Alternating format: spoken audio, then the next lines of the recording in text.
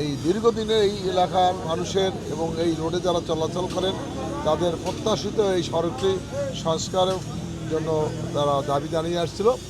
আজকে তার ভিত্তিমূলক উন্মোচনের মাধ্যমে এই আমাদের নতুন সিটি কর্পোরেশনের উন্নয়নের যাত্রা শুরু হলো। ইনশাল্লাহ আমাদের নতুন প্রশাসক, প্রথম প্রশাসক ইমাম ইসলাম স্বাধীনের নেতৃত্বে বগুড়া সিটি কর্পোরেশনের আমরা মনে করি যে হাজার হাজার কোটি টাকার উন্নয়ন হবে। বগুড়ার কোনো রাস্তাঘাট, কোনো ড্রেন, কালভার্ট, ব্রিজ অপূর্ণ থাকবে না।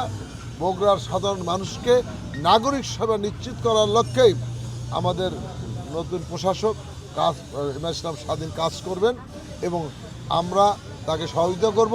মাননীয় প্রধানমন্ত্রী তার মাধ্যমে এই বগুড়ার উন্নয়ন করবেন, বগুড়া সিটি কর্পোরেশন উন্নয়ন করবেন।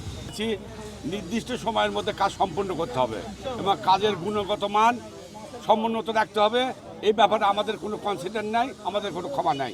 আমরা কাজ বুঝে নেব, এলাকাবাসীকে জানাবো যেভাবে কাজের এস্টিমেট আছে আপনি সেভাবে কাজটা বুঝে নেবেন। সবাইকে আপনাকে ধন্যবাদ, সবাইকে ঈদ মোবারক।